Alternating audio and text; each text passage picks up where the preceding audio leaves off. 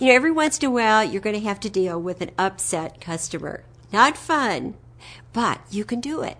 One of the things that you want to remember is that that person's emotional bank account is overdrawn. And so they're not rational. They're upset. They want a fight. And as soon as you argue with them, you're going to have a fight on your hands. And it won't do any good at all. So one of the skills, when I talk about listening skills, one of the skills that I love to teach when you've got an upset customer is called selective agreement. And what it says is that that customer, because they're upset, it's not about you, so don't take it personally. They're just upset. Maybe lots of things have happened in their life, and then some little thing happens that your organization is involved in, and they dump it all on you. Selective agreement says that you listen to find something that you can agree with. Now, if you think about karate or boxing or any of those sports, when you stand firm and someone hits you, there's going to be an impact. Somebody's going to get hurt. But you're taught in boxing to roll with the punches. Same thing in karate, to go with the flow. So it diffuses that energy. The same thing is true with selective agreement, that when you find some little piece that you can agree with, it diffuses their anger. And many times you have to do this 5, 6, 7 times before you really get them sort of unwound. And so thinking about this story, I had a wonderful experience with selective agreement when our son came home from college the first summer.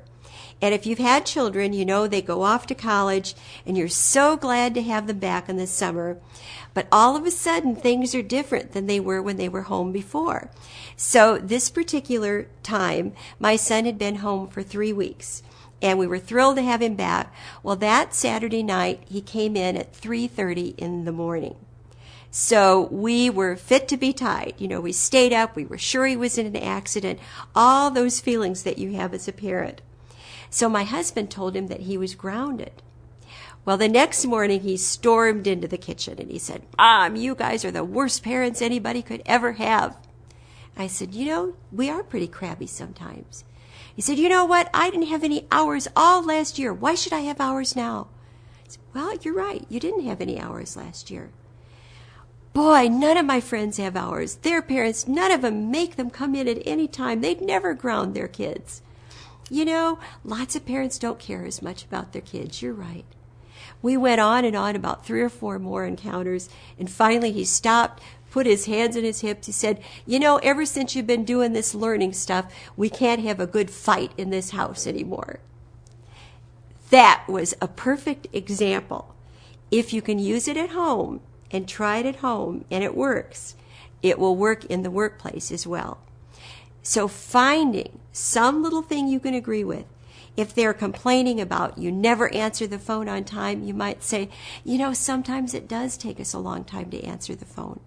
And you'll see that it just, each time you agree, you're not fighting with them. So pretty soon it's like the train that slows down and down and down. And oftentimes that upset customer will end up apologizing to you. "I'm sorry. I've had a really tough time lately." So remembering the 2 levels of every interaction, the business level, which is what they need, and the human level, which is all about how they're feeling. If you can remember that human level and listen with caring, even though they might be attacking you, and then remember that selective listening skill, you will be able to get through those difficult situations, and you'll probably come out the winner.